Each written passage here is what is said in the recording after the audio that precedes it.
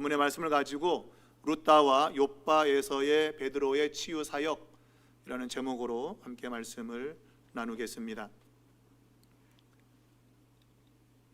하나님이 사울을 이방인에게 복음을 전하는 그릇으로 예비하셨고, 그가 그 사역을 할 수 있도록 그에게 사람들을 붙여서 그가 죽음의 위기에서 이제 탈출을 하게 되었지요. 그것은 하나님의 전적인 섭리 가운데 이루어진 사건입니다. 사울이 그 위험 가운데 벗어나서 그가 이제 예루살렘에 올라가서 제자들과 사귀고, 그리고 거기서도 예수님의 이름으로 이제 복음을 담대히 전했다고 하는 것이 우리가 지난 시간에 살폈던 내용입니다. 이 복음을 전해서 여전히 그 위험 요소가 사울에게는 있었습니다. 다메섹에도 그랬고, 또 예루살렘에서도 그를 죽이고자 하는 그러한 세력들이 있었습니다.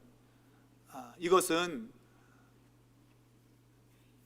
그 사람이 위험하기보다도 이 복음의 확대, 복음이 전파되는 것을 막으려고 하는, 특별히 이방인에게 복음을 전해야 되는 이러한 사울을 죽임으로 하나님의 뜻을 방해하려고 하는 그러한 세력의 역사라고 볼 수 있는 것이죠. 사도행전 1장 8절의 말씀이 이루어지지 않도록 하나님은 그것을 위해서 사도 바울을 준비했는데, 이방인을 위한 그릇으로 준비했는데, 그것을 이제 막으려고 하는 그러한 시도들이 계속 있게 되는 것이죠. 그러나 그러한 시도가 있다 할지라도 하나님이 뜻하신 바는 그대로 이루어져 나간다고 하는 것이 누가의 이 사도행전 기록 방식입니다. 어려움이 있지만, 그러나 그 어려움을 뚫고 마침내 하나님의 뜻이 이루어지는, 우리는 그래서 이제 이걸 행전이라고 하는 이제 그런 의미에서 발견을 하죠. 앞으로 전진한다, 그런 의미 속에서 발견되고 있어요. 중단하지 않는 전진, 뭐 그런 의미를 담고 있는 거죠. 그러니까 온 유대와 사마리아와 땅끝까지 이 복음이 전파될 수밖에 없는 하나님의 역사를 누가는 이 사도행전을 통해서 나타내고자 하는 것입니다. 자, 오늘 본문에는 이 사울의 그 이야기가 잠시 중단되고 베드로의 이야기가 등장을 했습니다.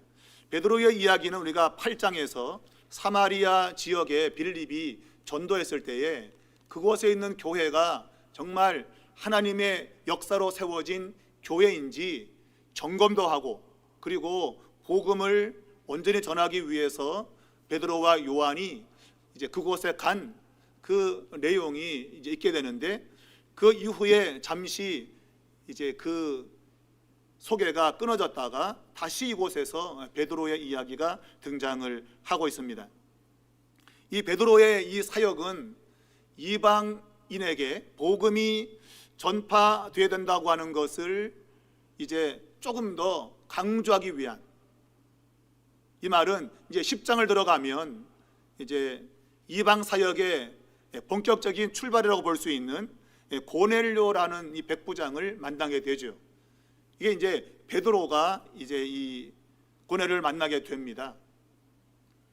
우리가 이 이방 사역은 주님 말씀한 대로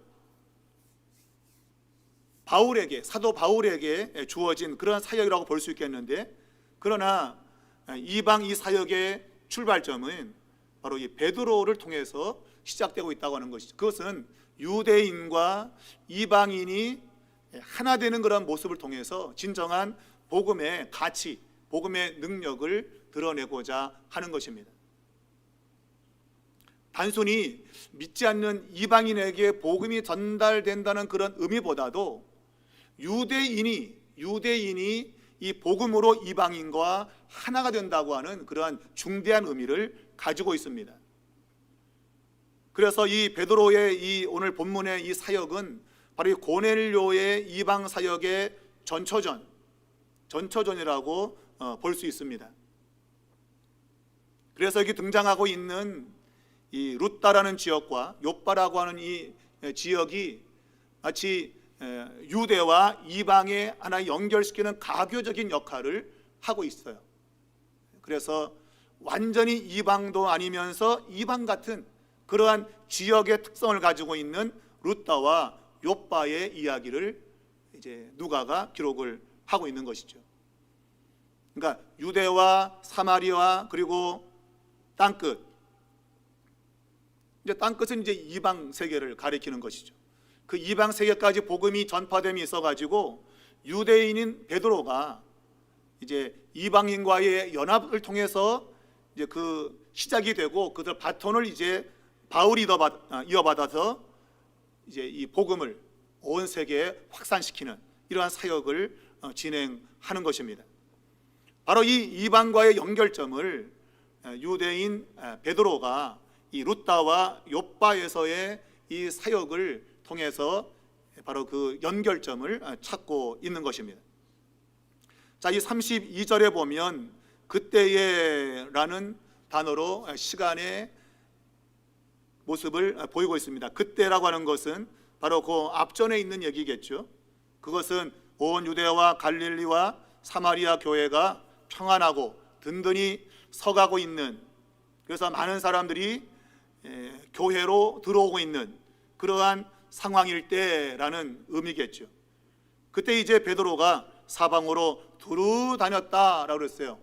베드로가 두루 다닌 이유가 뭘까? 성경 그 이유를 분명하게 밝히진 않습니다. 왜 두루 다녔는지 밝히지 않아요. 그러나 앞에 있는 내용과 연결시켜 본다고 한다면 크게 두 가지 의미겠죠. 첫 번째는 사마리아 교회의 그 정체성을 확인하고 그 교회를 든든히 세우기 위해서 아마 이 베드로가 각 지역에 있는 그런 교회들을 돌아보기 위해서 갔을 것이다 라는 것 하나하고, 또 한 가지는 말 그대로 두루 다니며 복음을 전하기 위해서 이 베드로가 사방으로 두루 다녔다라고 볼 수 있어요. 그러니까 다닌다고 하는 이 말 자체는 복음 전파의 하나의 그 형태적인 기술 방식이죠. 다닌다, 두루 다닌다, 그것은 복음 전파의 하나의 형태를 보여주고 있는 겁니다. 베드로는 복음을 전하며 동시에 지역에 있는 교회들의 정체성을 바르게 확립하는, 그러니까 교회가 교회다운가 하는 것을 점검하고 교회를 바르게 세우는 그런 일을 위해서 두루 다닌 걸로 보입니다. 그러다가 룻다라는 지역에 가게 되었어요. 아마 이 룻다라는 지역에도 교회가 있었던 걸로 보이는데, 이 룻다에 있는 오늘 본문에 보면 성도들이라고 되어 있는데 이것은 교회를 가리키겠죠. 성도들이 룻다에 있었어요. 근데 이 사람들이 어떻게 교회를 구성했는지는 알 수 없습니다. 말하고 있지 않아요. 이들이 혹 예루살렘에서 그 핍박을 피해서 도망와 가지고 이곳에 교회를 세울 수도 있고, 아니면 전도자 빌립이 우리가 앞에서 그가 아소도에 나타나 여러 성을 지나 다니면서 복음을 전해서 가이사랴에 이르렀다고 되어 있잖아요. 그러니까 이 룻다라는 지역이 빌립이 갔던 그 행적 속에 포함되어 있는 지역입니다. 그러니까 빌립이 다니면서 아마 복음을 전했고 그것을 믿는 사람들의 아마 모임이 있지 않았는가, 그렇게 생각도 할 수 있어요. 그러나 정확히는 알 수 없습니다. 어떻게 룻다에 성도들이 생겼는지에 대한 것은 정확히 알 수 없습니다. 어쨌거나 이 복음이 그곳에 가게 되었고 믿는 자들이 그곳에 생긴 것이죠. 그런데 거기에서 우연히 이 에니아라고 하는 사람을 만났다, 성경이 말하고 있어요. 여기서 만났다고 하는 것은 특별히 찾아가거나 그런 게 아니라 우연히 만난 거예요. 우연히 그 지역 갔는데 그곳에 중풍병으로 고생하는 에니아라고 하는 남자를 만나게 된 겁니다. 이 사람은 8년 동안 중풍병으로 고통당하는 그러한 사람이었다고 오늘 성경이 이야기를 하고 있어요. 자, 우리가 이 중풍병으로 고생하고 있다는 이 병에 대한 언급은 우리가 복음서에 보게 되면 이 중풍병 치료라는 것이 많이 나오죠, 그죠? 중풍병. 대부분 이 중풍병이라고 하는 이 병, 이것은 혼자 움직일 수 없는 그러한 병으로 알려져 있고, 그래서 이 복음이 많은 중풍병 환자를 고친 그러한 내용을 복음서에서 소개를 하고 있는데, 이것은 결코 그냥 우연히 그런 병을 만났다기보다도 이제 뒤에 더 나오면 이제 욥바에서 그 다비다라고 하는 이 여자를 살리는 내용도 그냥 죽었으니까 살렸다 그런 의미가 아니고 뭔가 복음의 그 내용을 추출해내기 위해서 이제 이러한 기사를 쓰고 있는 겁니다.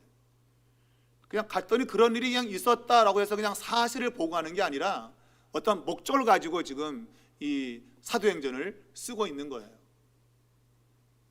그러니까 이 중풍병자를 고친 예수 그리스도, 바로 복음서에 나오잖아요. 중풍병자를 고친 예수 그리스도.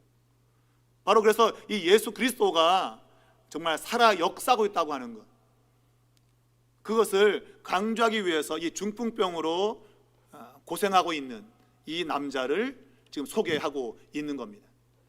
자, 이 사람은 8년 동안 이제 중풍병으로 고생하고 있습니다.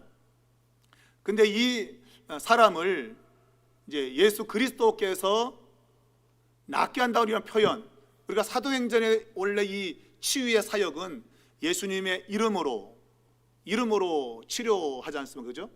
요한복음 3장에도 보면 걷지 못하는 안전뱅이를 치유할 때도 예수 그리스도의 이름으로 일어나 걸어라 라고 말하죠. 근데 여기서는 예수 그리스도께서라고 하는 직접적인 예수님의 정체성을 말하고 있습니다. 물론 이름도 그 사람을 드러내고 있지만, 그러나 오늘 본문에는 직접적으로 예수 그리스도께서 그곳에 현존해 있다고 하는 그러한 실체를 이야기하고 있어요. 예수님이 그곳에 실제하고 있다, 그곳에. 그래서 예수 그리스도께서 너를 지금 낫게 하신다. 그러니까 이름이라고 하는 것은 하나의 어떤 공간적인 그러한 제한이 없죠, 그죠? 이름은 저기도 있을 수 있고 여기도 있을 수 있어요. 그런데 예수 그리스도라고 하는 이 존재는 지금 이곳에 있다고 하는 의미가 굉장히 강한 거예요.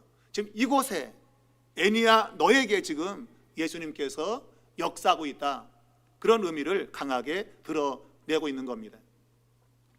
이것은 실질적으로 예수 그리스도께서 이제 이방 사역을 진행함에 있어서 그분의 실체를 드러내시려고 하는 강력한 의미를 지니고 있는 거죠.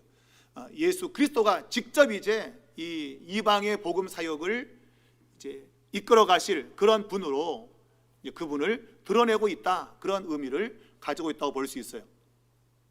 그래서 오늘 베드로는 이 애니야에게 예수 그리스도께서 너를 낫게 하시니 일어나 내 자리를 정돈하라.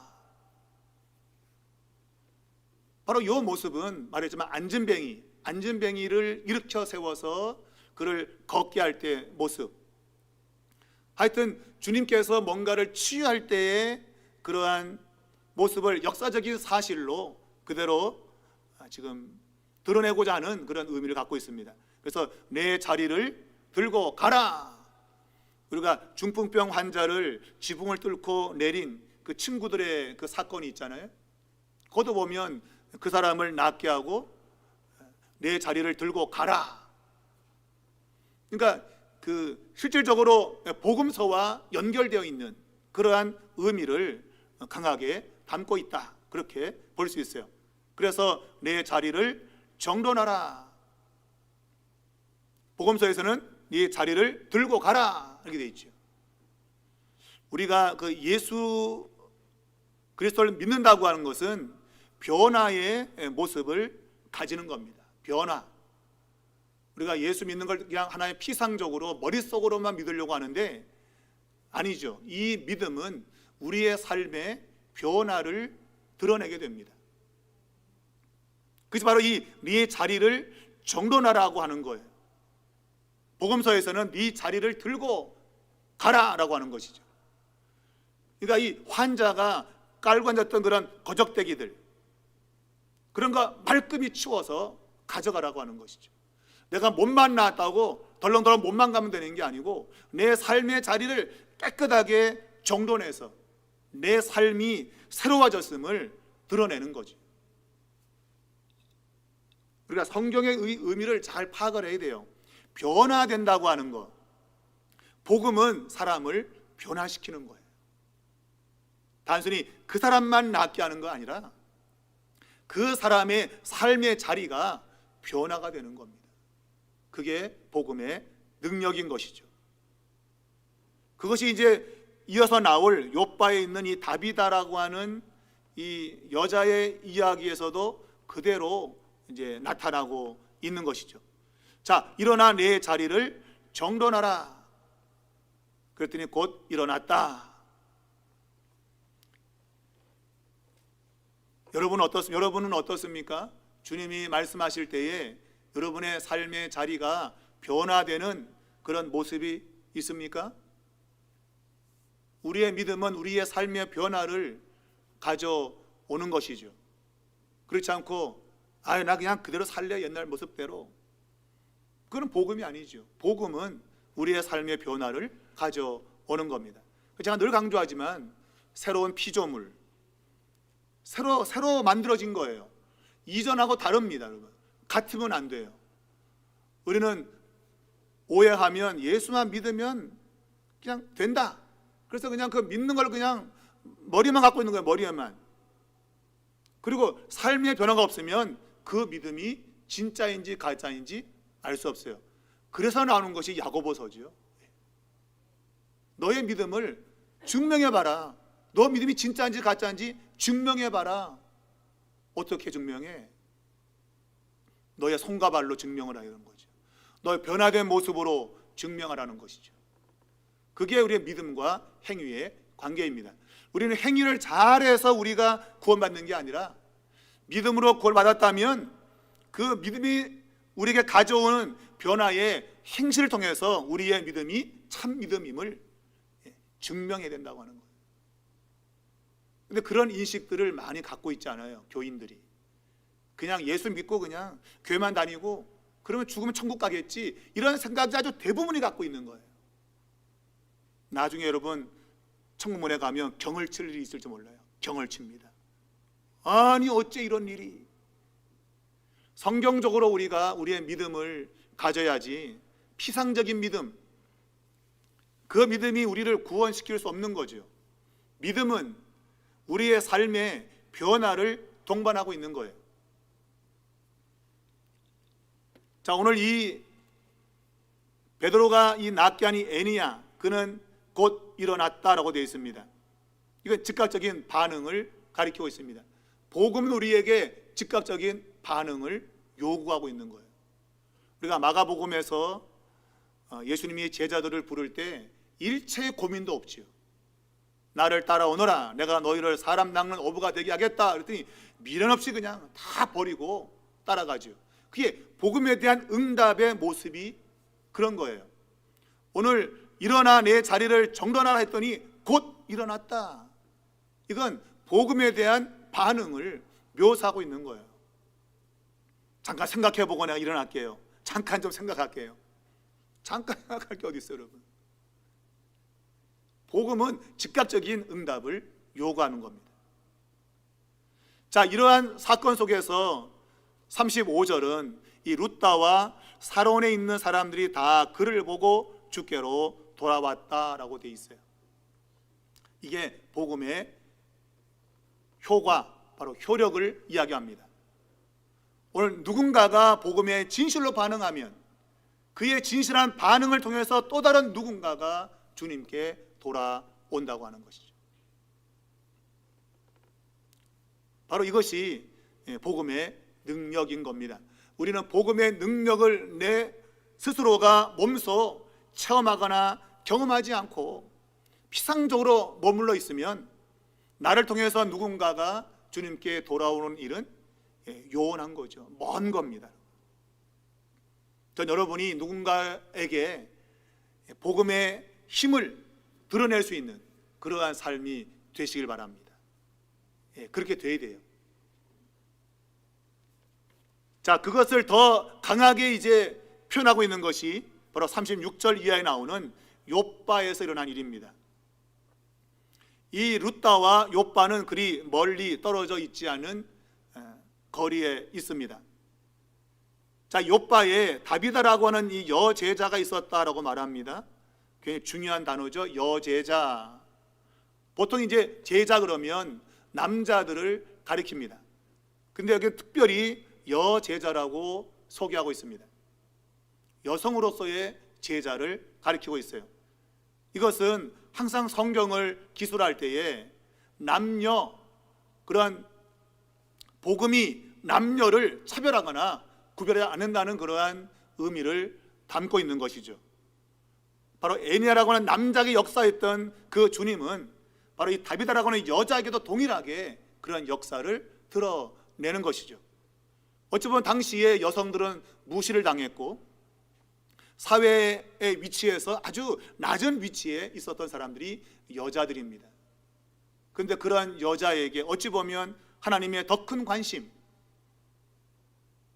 그것을 보여주고자 한다고 볼 수 있어요. 그래서 이 다비다라는 여자를 여제자라고 소개하고 있고, 그리고 그 여자는 죽었다가 살아난 것으로 묘사하고 있어요. 죽었다가 살아났다. 물론 중풍병 낫는 것도 힘들죠. 그러나 죽었다가 살아난 거에 비하면 가능성이 있는 거예요. 죽었다 살아나는 것은 불가능한 거거든요. 그런데 이 다비다라는 여자는 죽었다가 살아났어요. 이건 당시에 바로 그 여성들의 사회적 위치, 그 낮은 자리에 있었던 이런 것들을 완전하게 역전시키는 그러한 복음의 능력을 드러낸다고 볼 수 있어요. 남성 위주의 사회에서 하나님이 복음을 통해서 남녀 차별하지 않는 하나님의 그 관심, 그것을 바로 이 부분에서 보여준다고도 볼 수 있습니다. 자, 욥바에 이 다비다라는 여자가 있었는데 죽었다, 병들어 죽었다고 되어 있습니다. 자, 그때 이 룻다에서 일어난 이 소식을 아마 욥바 사람들이 들은 걸로 보입니다. 왜냐하면 룻다가 가까우니까.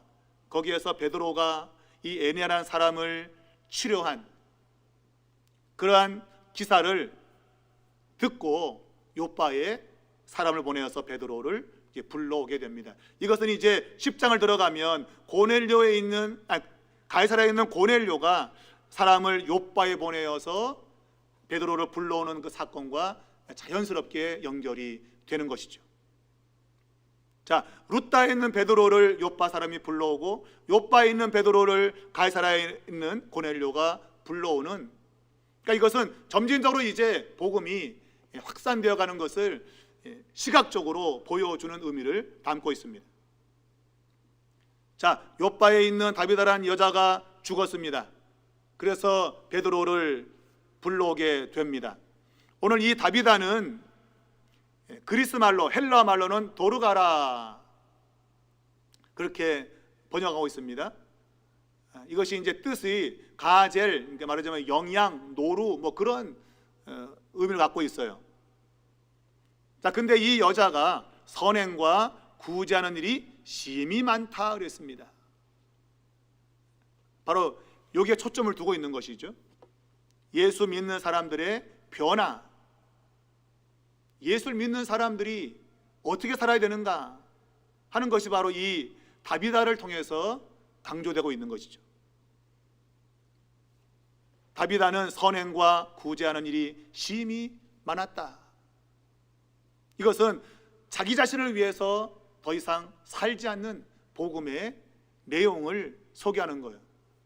복음은 우리가 사도 바울이 고린도 후서 5장에서 소개하고 있지만 새로운 피조물이라는 것을 이야기하기 위해서 바울이 말하는 것이 바로 그거죠. 예수가 왜 죽었다가 살아나셨는가? 죽음과 삶이라고 하는 것은 완전 다른 세계죠, 그죠? 죽음과 삶은 완전 다른 세계예요. 근데 예수님이 죽었다가 살아난 것은, 그것은 그를 믿는 자마다 더 이상 이제는 자신을 위해서 살지 않도록 주님께서 계획하셨다고 하는 것을 말하고 있어요. 그게 이제 새로운 피조물인 거예요. 새로운 피조물은 더 이상 자신을 위해서 더 이상 살지 않아요. 살면 그 믿음은 가짜예요. 나를 위해서 사는 거, 그거는 옛 피조물의 모습인 거예요. 나를 위해 사는 거, 내 거, 나 주장하는 것은 옛 피조 세계의 모습이에요. 그런데 새롭게 빚어진 예수님의 죽으심과 부활을 통해서 새롭게 빚어진 존재는 더 이상 자신을 위해 살지 않아요. 나를 위해 안 살아요. 그것을 이 다비다가 보여준 것이죠. 선행과 구제를 심히 많이 했다. 어찌 보면 너무 심히 많이 하다가 병들어 죽었는지 몰라요. 죽을 똥 살 똥 그냥 모르는 거죠. 적당히 몸을 아껴가면서 나도 좀 살아야지 이러면 될 텐데 그게 아닌 거예요. 더 이상 내 삶은 내 것이 아니고 주님을 위한 삶이기 때문에 선행과 구제를 힘에 지나도록 하고 있다는 거예요. 어찌 보면 그것 때문에 병들어 죽을 수도 있어요.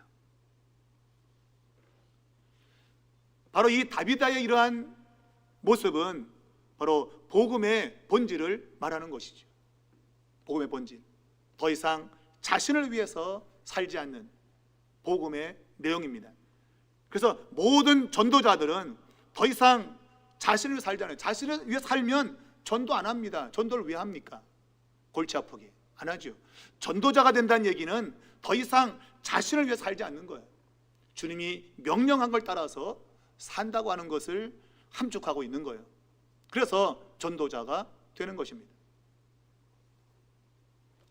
자, 다비다는 선행과 구제가 심히 많았다 그랬어요.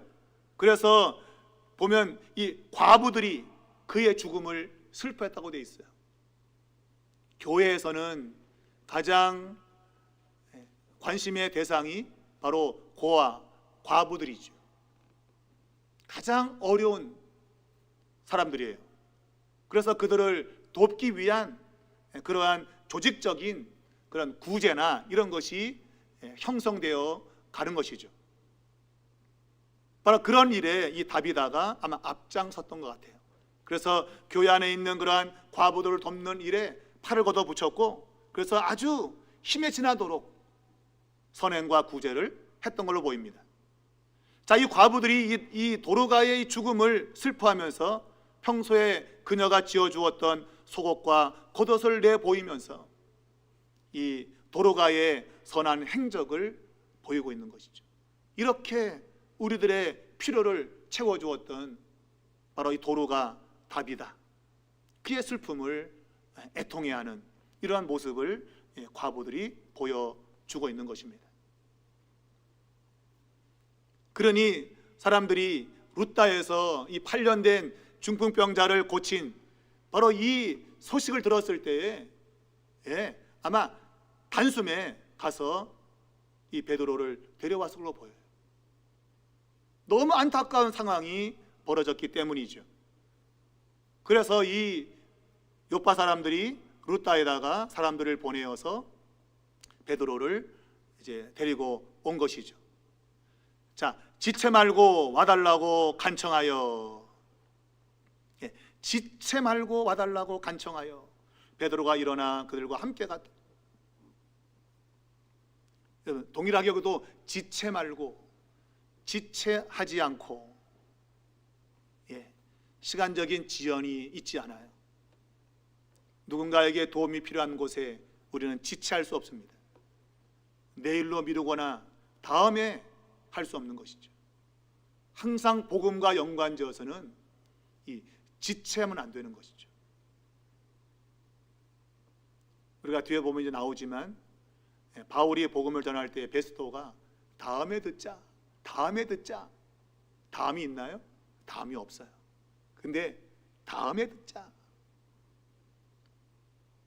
항상 우리는 다음에 하지, 다음에. 아니요, 다음이란 시간은 없어요. 오늘 누군가 내게 요구하거나 하나님이 원하신다고 한다면 지금 즉시 그 일을 해야 되는 거예요. 그것이 전부 이 사도행전의 내용인 것이죠. 베드로는 지체하지 않고 그를 데리러 온 사람들과 함께 요빠에 왔습니다. 그리고 죽어있는 이 도르가 다비다의 시신에 가게 되죠. 그리고 사람들을 다 내보내고 기도합니다. 마치 이런 모습은 우리가 구약 성경에서도 죽은 아이를 살릴 때에 했던 바로 그러한 엘리사의 모습, 그런 모습이 그대로 투영되고 있죠. 바로 이 베드로가 다 내보내고 무릎 꿇고 기도를 하게 됩니다. 그리고 죽은 시체를 향해서 이야기합니다. 다비다야 일어나라. 다비다야 일어나라. 자, 다비다야 일어나라. 많이 들은 말이죠, 그죠? 어디서 들었어요? 마가복음에서 회당장 야이로의 딸 12살 먹은 그 어린 딸이 죽어서 야이로 회당장이 예수님을 모셔오잖아요. 그 어린 소녀가 죽었을 때 사람들이 다 비통해하고 그랬죠. 근데 예수님께서 잔다, 이 소녀는 잔다 그랬어요. 근데 막 비웃었어요. 죽은 사람 보고 잔다 하니까 비웃었어요. 그리고 예수님께서 바로 그 소녀를 향해서 말씀했죠. 소녀야 일어나라.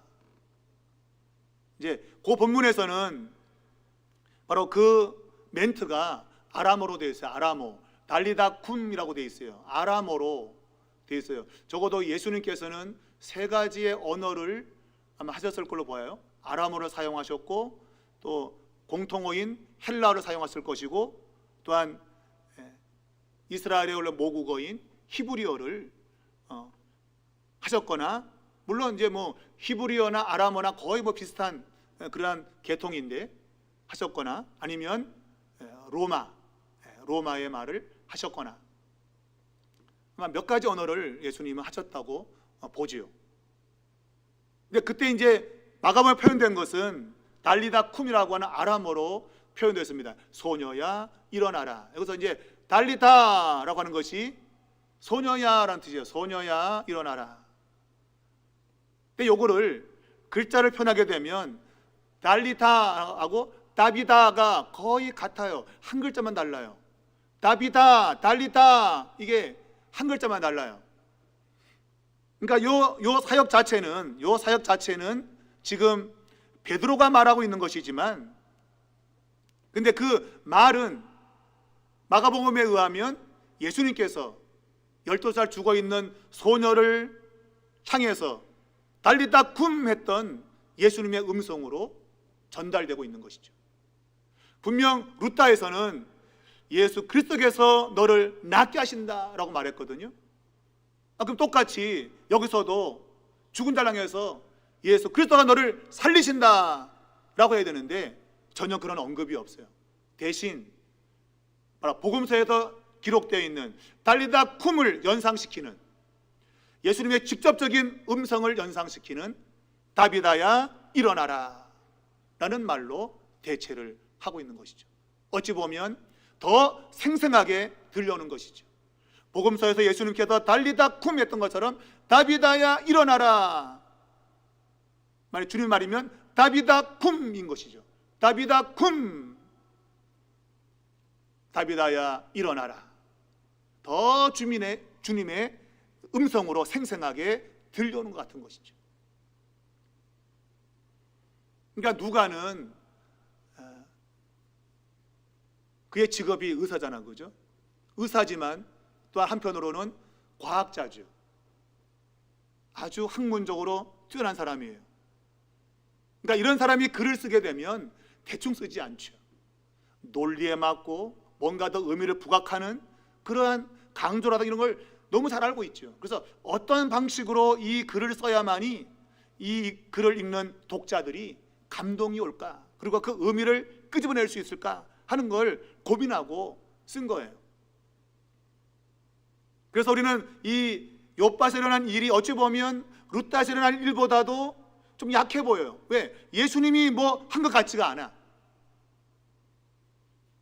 그런데 바로 이 다비다야 일어나라 이 말 속에 바로 이 사건이야말로 정말 지금 이 현장에 주님이 살아계시다고 하는 강한 의미를 부여하고 있는 거예요. 하나님이 베드로의 입을 통해서 지금 말씀하고 있다고 볼 수 있는 것이죠. 어찌 보면 오늘 설교자들의 입을 통해서 주님이 말씀하신다고 우리는 생각해야 돼요. 사도 바울은 데살로니가 교회 사람들이 말씀을 들을 때에 그것을 인간의 말로 받지 않고 하나님의 말씀으로 받으니 실로 그렇도다. 그렇게 받는 자들에게는 믿음의 역사가 있다 그랬어요. 여러분이 설교를 들을 때에 하나님의 말씀을 받으셔야 돼요. 인간의 말로 받으면 아무런 역사가 없어요. 그런데 하나님 말씀으로 받으면 역사가 있는 것이죠.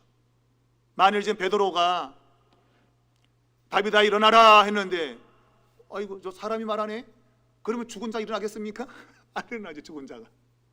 물론 죽은 자가 말을 들을 수 없지만, 그러나 의미적으로 본다고 한다면 베드로가 말했다고 한다면 죽은 자가 어떻게 일어나요?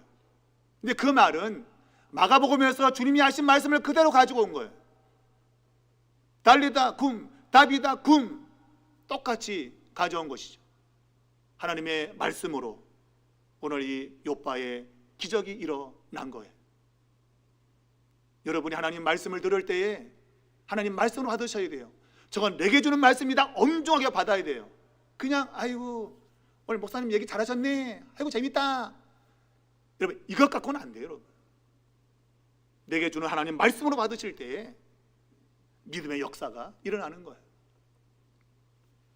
그것이 성경이 우리에게 지금 요구하고 있는 것이죠. 그러면 동일하게 베드로가 손을 내밀어서 이 다비다를 일으켰다. 손을 내밀어서 일으켰다. 맞아요. 달리다 쿰 하면서 예수님이 소니의 손을 잡아서 일으켰죠. 똑같은 모습을 그대로 투영시키고 있는 거예요. 오늘 여러분 하나님 말씀이 있는 곳에 주님이 그곳에 함께 계심을 믿으시기 바랍니다. 하나님 말씀이 선포되는 그곳에 하나님이 계신 겁니다. 그분의 말씀을 내가 받을 때 하나님의 역사가 일어나는 것이요. 그것이 치유이든 문제 해결이든 똑같은 거예요. 하나님 말씀으로 받는 자에게 믿음의 역사는 일어나는 거예요. 그러니까 역사가 없다는 얘기는 뭐예요? 내가 그 말씀을 하나님 말씀으로 안 믿는 거예요. 안 믿고 반응하지 않는 거예요. 여전히 내 생각대로 사는 거예요. 형편이 이러니 어떻겠어? 어쩔 수 없어 라고 사는 거죠. 그런 곳에 무슨 역사가 있어요, 여러분? 역사는 없어요. 하나님 말씀으로 믿고 내가 반응할 때만이 역사는 일어나는 거예요.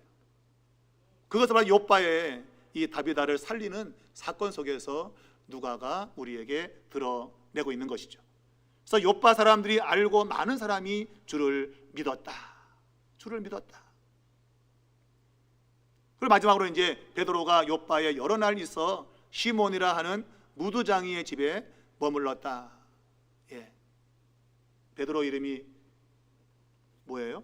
시몬이죠. 시몬 베드로야. 시몬 베드로. 이름 똑같은 사람 집에 머무른 거예요. 이건 그냥 쓴 게 아니에요. 그냥 그 집에 머무는 게 아니에요. 중요한 메시지가 들어있는 거예요. 그것은 다음 시간에 고넬료 이야기할 때 제가 설명하겠습니다. 시몬, 이 무두쟁이 시몬 집에 머무른 베드로, 왜 그 집에 있었는가? 그것이 복음이기 때문에 그런 거예요. 복음을 드러내기 위해서 그 집에 머무는 거예요. 그것이 이제 결국 고넬료와 연결이 지어지게 되는 것입니다. 자, 오늘 말씀을 마무리합니다. 바로 이 룻다와 욥바에 일어난 사건은 이방인에게 복음이 전파되기 위한 본격적인 시발, 그러니까 시동이 있기 전에 바로 그 앞부분에서 예언하는 그러한 역할을 하고 있는 거예요. 바로 이 이방인이 아니면 반이방인 같은 그러한 현장 속에서 복음이 역사하고 있다고 하는 것. 그러면 이방 땅에도 동일하게 복음이 역사할 거라고 하는 확인을 주기 위해서 바로 룻다와 욥바의 사건을 기록하고 있다. 여러분 기억하시고, 하나님의 말씀은 변함이 없습니다. 그분의 말씀이 선포되면 그 말씀은 그대로 가는 거예요.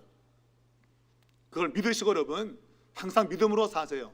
순종하시고 사세요.